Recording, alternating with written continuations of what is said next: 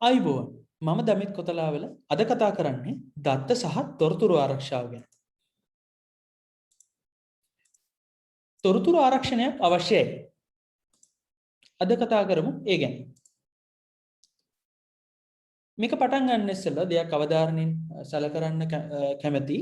මේ හොඳින් පැහැදිලි කිරීම පහසු වන පිණිස පසුගිය දිනවල ආందోලනාත්මක තත්ත්වයක් ඇති කළ දේශපාලන සහ සමාජීය කරුණු නිදර්ශක ලෙස යොදාගෙන තියෙනවා.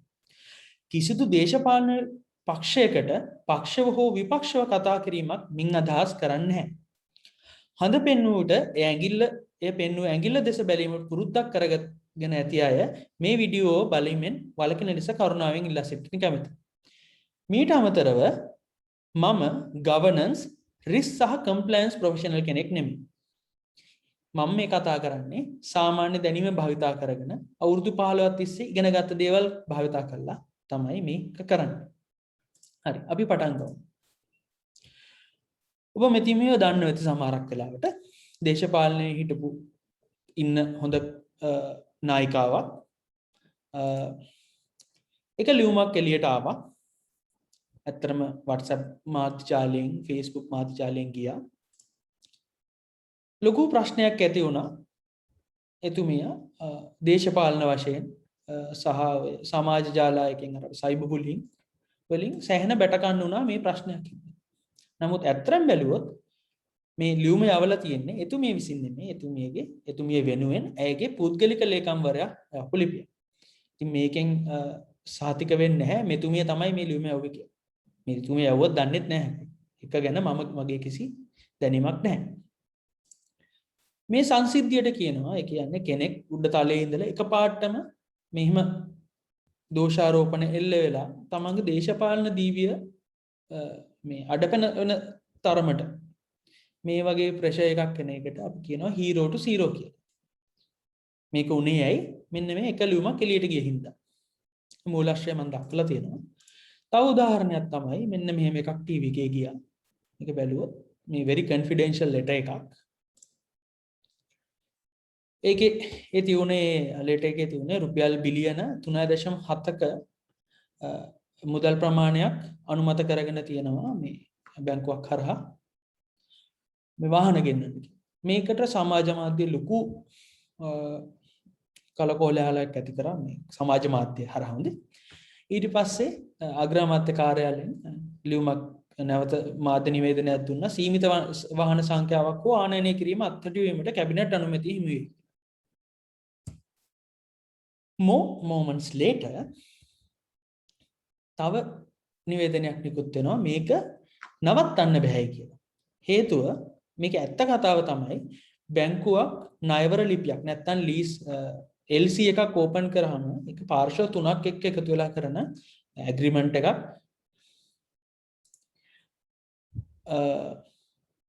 පාර්ශ්ව තුනක් එක්ක එකතු වෙලා කරන දෙයක්. ඉතින් මේකේ මේ ඇග්‍රීමන්ට් කන්ඩිෂන් වයලේට් වුණොත් නැත්නම් මේගොල්ලෝ මේ කියන විදිහට කරේ නැත්නම් ලංකා බැංකුව අසාදු ලේඛන ගත වෙන්න පුළුවන් තියෙන රිස්ක් එකක් තියෙනවා. එහෙම වුණොත් මේ කාර්ගෙන්නිල්ල වගේ නෙමෙයි ලංකාවේ ඉන්න ව්‍යාපාරිකයෝ මේ ලංකා බැංකුවත් එක්ක වැඩ කරන අය එය ගොඩක් අය මේකෙන් අපහසුතාවයටපත් වෙයි. ගොඩක් වෙලාවට අපිට මේ කන්න බොන්න ගෙන්නන්න තියෙන පරිප්පු ටික මුංගට ඒව ගෙන්නනවනේ. අදින්න එතකොට මේ ලංකාවේ මේ සම්පෝෂිත රටක් වෙලා තියෙනවට දැන් ගොඩක් ඒවා ගෙන්නනවනේ. ඒව ඔක්කොම නැති වෙන්න පුළුවන් ටික කාලයකට හේතුව මේ වෙනින් බැංකුවක් ඒගොල්ලෝ හොයාගන්න. ලංකා බැංකුවට සහ ඒ ව්‍යාපාරිකයන්ට ලොකු ප්‍රශ්නයක් වෙනවා මේක මේ ලංකා බැංකුව බ්ලැක් ලිස්ට් වුණා නම්. හරි. අපි බලමු මෙතන මොකක්ද උනේ කියලා. හරි. දැන් අපිට හැමෝටම තේරෙන ප්‍රශ්නේ තමයි මෙතන මේ තීච්ච ලියුමක් මේ confidential නැත්නම් රහසිගත ලියුමක් කවුරු හරි මේ පින්තූරයක් ගහලා දාලා තියෙන එකනේ. ඔය ප්‍රශ්නේ. එතකොට මේක එළියට ආපු ගමන් මොකද උනේ? ජනමාධ්‍ය විපක්ෂය ගොසිප් සයිට් මේක රස කරලා එළියට ගන්න ගත්තා. එතකොට මේ වෙලා තියෙන ප්‍රශ්නේ තමයි සර් නෙමෙයි මම තමයි හොඳනම කලේ කියලා ඇත්තටම මේක කරපු මිනිස්සයා කියනවා ඇති. ඒක තමයි ඇත්ත කතාව. නමුත් මේ වෙච්ච අර්බුදයේදී අපිට මේ මැද ඉන්න පුද්ගලයා පේන්නේ නැහැ. මැද ඉන්න පුද්ගලයා ගොඩක් වෙලාවට වීරයෙක් විදිහට තමයි එළියට පේන්නේ. මොකද මේක මේ එළි වෙච්ච හින්දා. හරි. සමහරක් ඒවා දන්නේ නැහැ මේ. කොයිතරම් එක ගැන කතා නොකරමු හරි. හරි. එතකොට මේ දැන් ඕගොල්ලෝ බලන විට දැන් මම මොහොම කතා කරුවාට පස්සේ ඇයි ඕවා මිනිස්සු දැනගන්න ඕනේ නැද්ද? කොහොම එළියට දාන්න ඕනේ නැද්ද? දාන්න ඕනේ ඒවා තියෙනවා නැති ඒවා තියෙනවා. නමුත් දාන්න ඕනේ ඒවා ඔයගොල්ලෝ දැනගන්න ඕනේ ඒවා එළියට ගන්න නැත්තම් දැනගන්න ක්‍රමයක් ගිය ආණ්ඩුවෙන් හදලා දුන්නා. ඊටාම හොඳ වැඩක්. ඒක තමයි 2016 අංක 12 දරන තොරතුරු දැනගැනීමේ අයිතිවාසිකම් පිළිබඳ පනත. මේ පනතේ කොපි ඕන තරම් ඔයාලට Google එකේ සර්ච් කරොත් ගන්න පුළුවන්. ඒකේ නියෝග තියෙනවා. ඒ යටතේ ඔබට පුළුවන් රටේ ස්වෛරීත්වයට සහ රටේ ඔය මොකද්ද ආරක්ෂාවට තර්ජනයක් නොවන ඒවා තියෙනවා නම් ඒකේ තියෙන කන්ඩිෂන්ස් අනුව අදාළ තියෙන data ගන්න පුළුවන්. හරි. දැන් මෙතන මොකද්ද ඇත්තටම වෙන්න ඕනේ කියලා අපි ආණ්ඩුව සහ පෞද්ගලික ආයතනයක කෝණකින් බලමු. දැන් ආණ්ඩුවක් ගත්තොත් කම්පැනියක් වගේනේ. ඒ වගේ ස්ට්‍රක්චර් එකක් තියෙනවා. දැන් මේක පෞද්ගලික ආයතනයක වුණා. හරිද? එතකොට මොකද වෙන්නේ? අපි ආණ්ඩුවක වුණා නම් මොකද වෙන්නේ? අපි කියලා බලමු. නමුත් වෙලා තියෙන්නේ ඕනම ආයතනයක් දැනගන්න ඕනේ වැඩ data දත්ත සහ තොරතුරු එක්ක වැඩ කරනවා නම් තමන් වැඩ කරන දත්ත සහ තොරතුරු කියන්නේ මොනවද කියන එක ගැන අනිවාර්ය අවබෝධයක් තියෙන්න ඕනේ. හරිද? ඊළඟට එම දත්ත තොරතුරු නිසි ආකාරයකින් එළියට ගියොත් අනිසි ආකාරයකින් එළියට ගියොත් මොකද වෙන්නේ කියලා දැනුවත් වෙලා තියෙනවා. ප්‍රතිවිපාක දඩ මොඩල් කන්න වෙනවද? නැත්නම් දේශපාලන අස්ථාවරභාවයක් ඇති වෙන්න පුළුවන්ද කියලා අපි දැනගෙන ඉන්න ඕනේ. හොඳම උදාහරණය තමයි අපි ගත්තොත් ඔය මේ Facebook එකේ දුකහන මල්ලි කෙනෙක්ගේ chat එකක් ඇත්ත පෙම්වතිය දැක්කා කියලා. හරිද? මේ data leak වෙනවා. එක්ක ගුටි කනවා නැත්නම් පෙම්වතිය දාලා. ඉස්සර විදියට ගත්තොත් එහෙම ඩයරි ඇතුළේ මිනිස්සු ගොඩක් ඒවා තියාගෙන ඉන්න ඩයරි ඇතුළේ තියලා හසුන් පතක් හම්බුණා නම් බිරිඳට එක්ක ගුටි කනවා නැත්නම් බිරිඳ දාලා නැත්නම් දික්කසාද වෙන්න වෙනවා. ඒ වගේ ප්‍රතිවිපාක තියෙනවා. මම මේ ගත්තේ පොඩි උදාහරණයක්. එතකොට තමන් වැඩ කරන පරිපාලනය කරන දත්තවල තොරතුරු වල තමන්ගේ පාරිභෝගිකයන්ගේ දත්ත තියෙනවා. ආයතන සේවකයන්ට අදාළ දත්ත තියෙනවද කියලා දැනුවත් වීම. හොඳ උදාහරණයක් ගත්තොත් ඕගොල්ලෝ දැන් බැංකුව වගේ ගත්තොත් ක්‍රෙඩිට් කාඩ් නම්බර්ස් එතකොට ඒගොල්ලන්ගේ ෆයිනෑන්ෂියල් ඉන්ෆර්මේෂන් තියන් ඉන්නවා. එතකොට ඕනම ආයතනයක HR ඩිපාර්ට්මන්ට් එක ගත්තොත් පෞද්ගලික දත්ත ගුණයක් තියාගෙන ඉන්න එම්ප්ලොයි කෙනෙක්. ඒක ඉතින් ඉල්ලන එක්කෙනාට දුන්නාට පස්සේ අර මිනිස්සයාගේ අර අදාළ එම්ප්ලොයිගේ පෞද්ගලිකත්වයට මොකද වෙන්නේ? ඒ වගේ දේවල් ගැන අපි අවබෝධයෙන් තමයි මේ දත්ත හැන්ඩල් කරන්නේ. ඊළඟට මේ දත්ත එළියට ගියොත් වන ආර්ථික සමාජීය සහ දේශපාලන බලපෑම් මොකක්ද? දැන් අර උඩේකට පොඩ්ඩක් සම්බන්ධයි. වෙලා තියෙන දැන් මෙහෙම සමහරක් එළියට ගියාම අපි රටක් විදිහට නෝන්ඩි වෙන්න පුළුවන්. හරිද? කම්පැනියක් විදිහට වෙහිලා යන්න පුළුවන්. ලොකු පාඩු ලබලා. නැත්තම් එක කම්පැනි එක ප්‍රශ්නයක් ඉඳ අපි හිතමු අපි ඇඟලුම් නිෂ්පාදනය කරන කර්මාන්තයක් කරන එක්කෙනෙක් කියලා.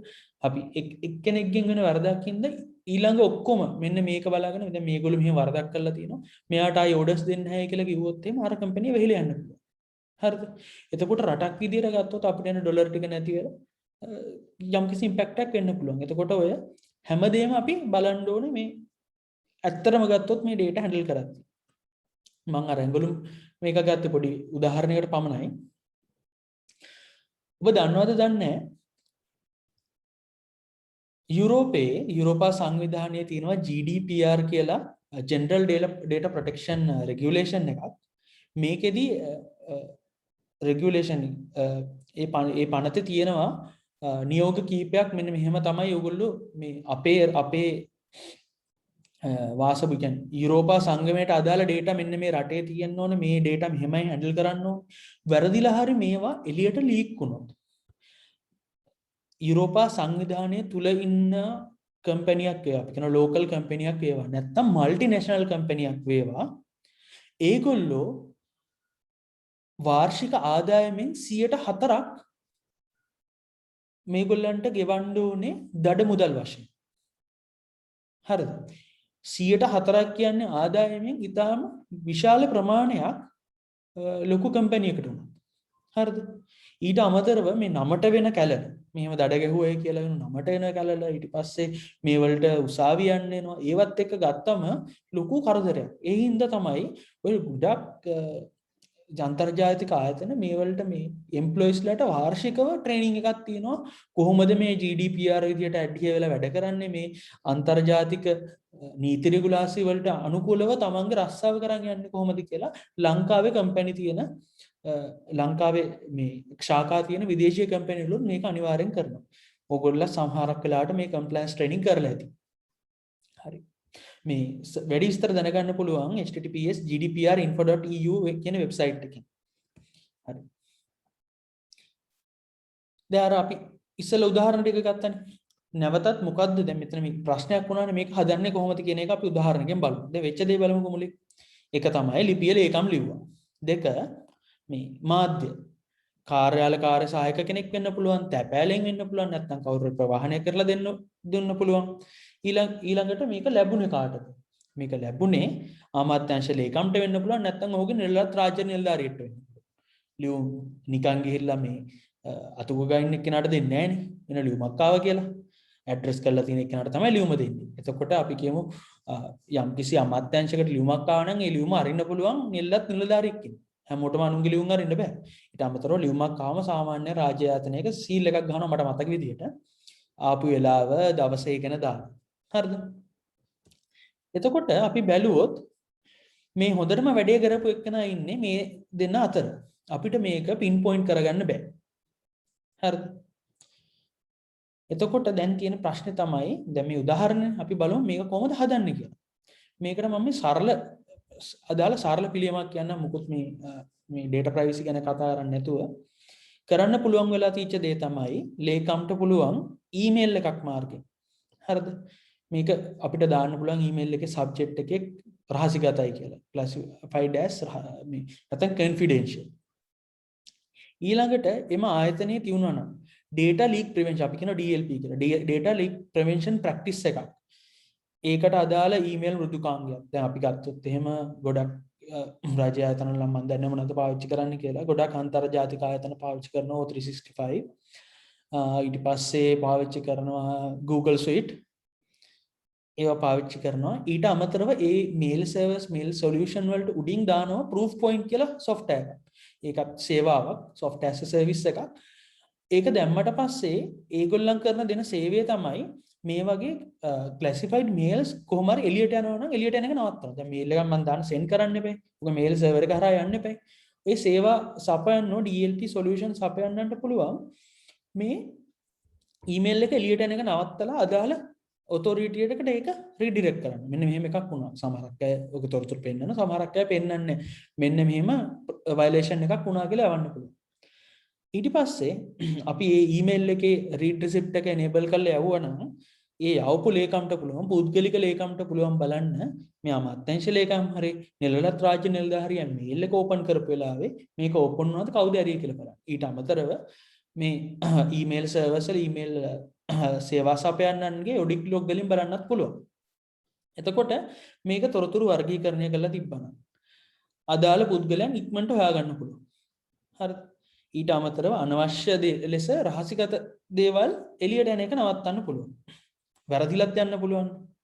අපි හිතන්න මොකක් හරි මේල් එක ටයිප් කර කර හිටියා මොකක් හරි ස්පෙලිං කරදල එන්ටර් එකක් ගිහුවා. අද මේ අර කන්ෆරන්ස් එකේ ඉද්දිත් මගේ අතින් මේ එන්ටර් එකක් කරනවා ටයිප් කර කර ඉද්දි. මිනිස්සු අතින් වැරදිම වෙනවනේ. එහෙම වැරදිලාවත් එළියට නොයන්න වැඩ සලස්සන්න පුළුවන්. හරි. අපි මේ අන්තිමට වෙන්නේ තමයි මේ ඕක වුණා නම් ඇමති නෝන්ඩි වෙන්නේ. හරිද? ඒක තමයි සරලම පිළියම. හරි. දැන් තව ප්‍රශ්නයක් එනවා. දැන් අපි ඔච්චර කරලා ඔය මේල් එකේ පින්තූරයක් කාට හරි ගහන්න බැරිද? හරිද? එතකොට ඕක දැන ෆොටෝ ගහලා ලීක් කරනකොට මොකද කියන්නේ? ඒ අයට කියන්නේ විසල් බ්ලෝවර්ස්ලා කියලා. අපි ගත්තොත් එහෙම ශ්‍රේෂ්ඨ එක්කෙනෙක් තමයි එඩ්වර්ඩ් ස්නෝඩන් අයියා. හරිද? එඩ්වර්ඩ් ස්නෝඩන් කියන්නේ CIA නිලධාරියෙක් ඉස්සර හිටපු. එතුමා ලීක් කරා මෙන්න මේවා කරනවා. මෙන්න මෙහෙම software හදලා ඔයගොල්ලන්ගේ data ගන්න. ඒක ඉතින් බහුජන මේ උන්නතිය වෙනුවෙන් එයා ගත්ත තීරණයක්. නමුත් ඒකෙන් එයා ජීවිතේ යාට යන්න බෑ. එයා ඒ කරපු කැපකිරීමට එයා දෙයක් කරා. ඒකට තමන්ගේ ජීවිතේ කැප කරන්න වෙලා තියෙනවා. හරිද? දැන් මේ විසල් බ්ලෝවර් කෙනෙක් කියන්නේ ඇත්තටම මේක හොඳ අතට වෙන්නත් පුළුවන් නරක අතට වෙන්නත් පුළුවන්. කම්පැනි අතින් ගත්තොත් මේක නරක වෙන්න පුළුවන්. නමුත් අපි ගත්තොත් ලෝකයේ වශයෙන් නැත්තම් වෙනින් කෝණයකින් බැලුවොත් එයා හරි වෙන්න පුළුවන්. නමුත් වෙලා තියෙන්නේ කම්පැනියක් දැනගන්න ඕනේ විසල් බ්ලෝවර් කෙනෙක් මේක කිව්වට කමන්නේ මේක උනේ කොහොමද කියලා. නැත්තම් මේ කම්පැනියම කඩා වැටෙන්න පුළුවන් මම අර කියපු කාරණා හින්දා. හරි. දැන් බලමු මේක වගේ සිස්ටම් එකක් අපි ඉම්ප්ලිමන්ට් කරන්න යනවා නම් පටන් ගන්න ඕන කොතනින්ද කියලා. මේක හරි දිග හැල්ලක්. අපි බලමු මේ ඉක්මනට කෙටියෙන් මේක ඉවර කරගන්න. හරි. මේක අපිට කැලි දෙකකට කඩලා ඇත්තම කරන්න වෙන්නේ. මුලින්ම කරන්න ඕනේ අපි මේ රිස්ක් ඇනලිසිස් එක අවදානම අඳුර ගන්න ඕනේ. අපි ඒකට කියනවා මේ ইনফরমේෂන් ගවර්නන්ස් සහ ඉන්ෆර්මේෂන් ගවර්නන්ස් ඉන්න ඉන්ෆර්මේෂන් සිකියුරිටි පැත්තට යන මේ පාර. හරි. ඔය සිකියුරිටි ප්‍රොෆෙෂනල්ස් ලා ඉන්නවනම් කරුණාකරලා කමෙන්ට් කරලා මේක තව දුරටත් පැහැදිලි කරන්න. මේ දැන් එතකොට බලන්න ඕනේ අපි ගාව තියෙන data අපි ගාව තියෙන asset information data and assessment එකක් කරන්න ඕනේ. ඊට පස්සේ බලන්න ඕනේ formal ඒ කියන්නේ සමාන ප්‍රතිපත්තියක් හදන්න ඕනේ මේ data කොහොමද භාවිතා වෙන්නේ කියලා. අපි ගත්තොත් එහෙම employees ලාට අදාළ data පාවිච්චි කරන්න පුළුවන් HR department එකේ හැටි විතරයි. ඒකෙත් HR department එකේ senior managers ලාට නැත්නම් HR associate ලාට බෑ මේක access කරන්න. senior manager නැත්නම් head of HR ට තමයි පුළුවන්. හරිද? ඒ වගේ එකක්. ඊට පස්සේ data types. හරිද? මොනවාද data types? ඒක public ද private ද confidential ද highly risk ද එහෙම ඒවා තියෙනවා. හරිද? ඊට පස්සේ තියෙනවා location of data. අපි ගත්තොත් එහෙම අපිට ළඟම කට්ටිය අපිට ගුරුවරු ඉස්කෝලේ උගන්වපු ගුරුවරුන්ගේ පුද්ගලික ලිපිගොනු තියෙන කලාප අධ්‍යාපන කාර්යය. ඒගොල්ලෝ විශ්‍රාම යන දවසට එන්නේ මේ ලිපිගොනුව යවනවා විශ්‍රාම වැටුප් දෙපාර්තමේන්තුවට. නැත්තම් අපි කියමු ගුරුවරයෙක්ට මාරු වීමක් දෙනවා නම් අදාළ කලාප කාර්යාලයට මේ ලිපිගොනුව යනවා. එහෙම තමයි ලංකාවේ වැඩ වෙන්නේ දැන්. මට මතක විදියට. මම හරිනම් දැන් කොහොමද දන්නේ නැහැ. එතකොට මේ data තියෙන්නේ කොහෙද කියලා අපි දැනගන්න. මේ අපි තාම ෆයිල් වලින් වැඩ කරන්නේ. ඒ වගේ ඊට පස්සේ මේ වලට security controls මේක කාටද access කරන්න පුළුවන් කොහොමද දාලා තියෙන්නේ. එතකොට monitor මේවා බලන්න ඕනේ ආවත් කාලීන වෙනවද මේ ගුරුවරයාට අපි කියමු ගුරුවරියක් නම් එයාට ළමෙක් හම්බුනා නම් ඒක ළමෙක් ඉන්නවා කියන එක ඒ පෞද්ගලික ලිපිගුණයට යන්න එපා. ඒවා අප්ඩේට් කරනවාද ඒ වගේ එකක් තියෙනවා. දැන් මේක ඩිජිටල් කරණයට આવොත් මම හිතනවා මේ ගොඩක් අයට මේකේ තොරතුරු ඉන්ටර්නෙට් එකෙන් හොයාගන්න පුළුවන්. මම මේ තාම ප්‍රාථමික ආකාරයෙන් කතා කරන්නේ. හරි. මේ මූලාශ්‍රයක් මම දාලා තිනවා. මේකෙන් ගිහලා බලා ගන්න පුළුවන් අත්‍තරම මේ කොහොමද ඒක ඉන් ඩීටේල් දාලා තියෙන්නේ කියලා. හරි. අපි බලමු දත්ත තොරතුරු වර්ගීකරණය. ඉස්සල කැලේ මැද කැලේ මම ගන්නම් ලේසියෙන් මේක පැහැදිලි කරන්න. කාලයත් සීමිත හින්දා අපිට දාන්න පුළුවන් මේ වගේ කැටගරිස් ප්‍රධාන කැටගරිස් හතරකට. public documents, internal only document, confidential, restricted. public documents කියන්නේ පොදු එළියට අපිට පෙන්වන්න පුළුවන් ඒවා. අපි ගත්තොත් එහෙම අපි software company එකක් නම් අපේ තියෙන මොනවාද software මොනවාද solutions ඒ වගේ කියලා දාන්න පුළුවන් එළියට පෙන්වන්න පුළුවන් ඒවා නම් ආණ්ඩුවක් විදියට ගත්තොත් ගැසට් නිවේදන. එතකොට ආණ්ඩුවේ ලුහුණු දැන්වීම නැත්නම් ටෙන්ඩර් නිවේදන. ඒවා මේ public documents. internal only කියන්නේ. එතකොට අපි ගත්තොත් එහෙම ඔය sales playbook, organizational charts ඒ වගේ ඒවා internal only කියන ගණයට වටනවා. අපි මේක ආණ්ඩුවේ perspective එකෙන් බැලුවොත් චක්‍රලේඛ කියලා දෙයක් අහලා ඇතින්. අධ්‍යාපන අමාත්‍යාංශයෙන් මෙහෙම චක්‍රලේඛයක් යවුවා. අපි දන්නේ නැහැ චක්‍රලේඛේ මොනවද තියෙන්නේ කියලා. ඒක ඇත්තටම තියෙන්නේ ඒ ආයතනට අදාළ දේවල්. මෙන්න මෙහෙම අද ඔය ගුරුතුමී මෙන්න මේ ඉස්කෝලේට යන්න. නැත්තම් මේ ඉස්කෝලේ මේ විදියට තමයි වැඩ කරන්න ඕනේ. සියලු ඉස්කෝල එහෙනම් උදේ 8 ඉඳලා මේ 5 වෙනකම් වැඩ කරන්න. මේ වගේ චක්‍රලේඛයක්. ඒවා ඉන්ටර්නල් ඩොකියුමන්ට්. හැබැයි ඔක ලීක් වුණයි කියලා ලොකු ප්‍රශ්නයක් නැහැ. නමුත් රිකවර් කරගන්න පුළුවන්. එකෙන් වෙන ඩැමේජ් එක. confidential documents කියන්නේ ගොඩක් sensitive දේවල්. හරිද? අපි ගත්තොත් අපි ආණ්ඩුවක් කියන්නේ කම්පැනියක් විතර ගත්තොත් තව කම්පැනියක් එක්ක ගහලා තියෙන කොන්ට්‍රැක්ට්ස් වල කීපයක් තියෙනවා non disclosure agreement. ඒ කියන්නේ මම මෙයාගෙන් මේ සර්විස් එක ගන්නවා කියලා කවුරුත් දැනගන්න විදියක් නැහැ. ඒවා සමහර කම්පැනිස් වලින් කරනවා. එතකොට සේවකයන්ගේ රිවිව්ස්, ඒක සාමාන්‍යයෙන් ආයතනයක මැනේජර් රිවිව් එකක් කරනවානේ. ඇනුවලි හරි ක්වාටර්ලි හරි රිවිව් එකක් කරනවා කොහොමද ඒ වගේ data. highly restricted data වහම ඒ වලට ගණන්නේ මේ intellectual properties මොකක් හරි බුද්ධිමය දේපලක් තියනවාද මගේ ඒක credit card information, identity card information, මේ social security numbers කියන්නේ මේ ඇමරිකාවේ identity card එකට කියන number. ඊට පස්සේ කාගරි health record තියෙනවා ඒවා. එතකොට පුද්ගලික ලිපිගුණ ආණ්ඩුවක් වශයෙන් ගත්තොත් අපේ තියෙන යුද්ධ උපක්‍රම නැත්තම් අපි අපේ ආණ්ඩුවත් එක්ක මොන හරි යුද්ධ මේ කියන්නේ යුද්ධයට අදාළ දේවල් සප්ලයි කරන ඒවා ඒ වගේව ගන්න පුළුවන් උදාහරණයක් විදිහට මට ලොකු අවබෝධයක් නැහැ ලංකාවේ කොහොමද මේ ප්‍රතිපත්තිය කියලා. හරි. අපි බලමු මේ වගේ ප්‍රතිපත්තියක් ලංකාවේ තිබ්බනම් සර ප්‍රතිපත්තියක් ලංකාවේ තිබ්බනම් වෙන්න පුළුවන් දේවල් කලින් පහුගිය අවුරුදු දෙක අරන් බලමු. හොඳම උදාහරණයක් ගත්තොත් මේ පාස්කු ප්‍රහාරය නොවෙන්න තිබ්බා. නැත්තම් යම්කිසි ආකාරයකින් නොවැළෙක් වේග විදියට මේක වුණා නම් මේවා තොරතුරු මගහැරියයි. තොරතුරු අපහරණය කරපු අය. ෂණිකව අඳුරගෙන පැයකට අඩු කාලයකදී අඳුරගෙන නීතිය ක්‍රියාත්මක කරන්න තිබ්බා. හරි. ඊට පස්සේ අපි බලමු මේකට මේක නීතියක් විදියට ගේනවද? ඔව්.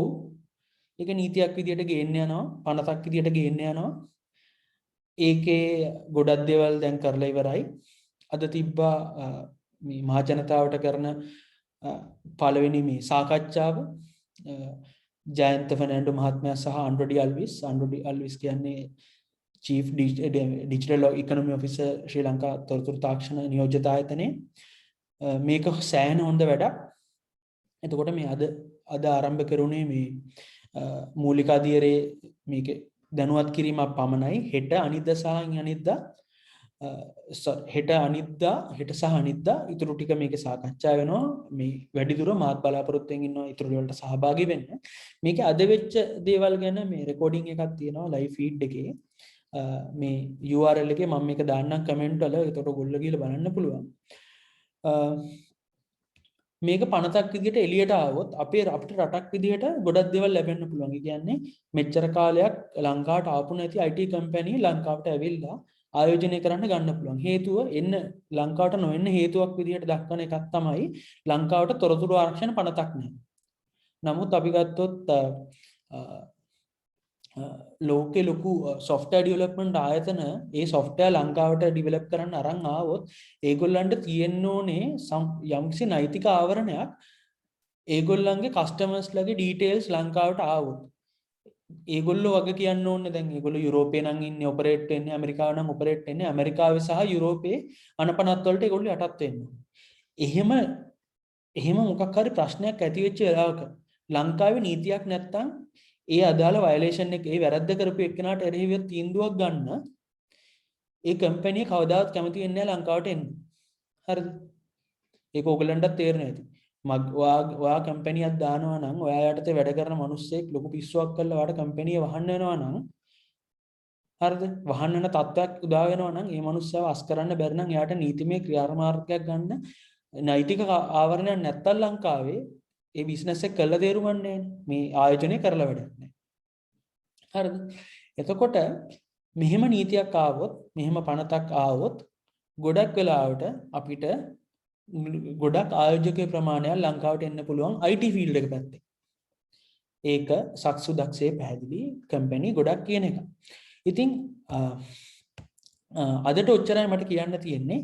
මේ වගේ අනපනත් එනවා නම් ඒ වලට පුළුවන් නම් උදව් කරන්න. ඒ සඳහා නැගී සිටින්න. හේතුව මේවා රටට වෙන්න ඕන හොඳ දේවල්. හරිද? මේකෙන් ඉතිරි අනාගත පරපුරට අපිට මේ ඩොලර් නැති වෙන්නේ නැහැ කිය නහයෙන් අඬන වෙලාවේ අපිට පුළුවන් මේ ලංකාවේ ඇතුලේ හැදෙන යුනිවර්සිටි වලින් එළියට එන ළමයින්ට හොඳ අනාගතයක් ලංකාව ඇතුළෙම දෙන්න. හරිද? ඒගොල්ලන්ගේ අම්මා තාත්තා ලංකාවේදී බලාගෙන පිට රටවල් වලට යන්නේ නැතුව ලංකාවෙම මේවා එස්ටැබ්ලිෂ් වෙලා කරගන්න පුළුවන් නම් ලොකු දෙයක්. ඉතින් මගේ අවසාන ඉල්ලීම තමයි මේ වලට උදව් කරන්න පුළුවන් හැටියට මේ ගැන දැනුවත් කිරීම අනිත් අයටත් දෙන්න. බොහොම ස්තුතියි. අද රොච්චරයි. තවත් දවසක තවත් මාතෘකාවක් සමග කතා කරමු. බොහොම ස්තුතියි.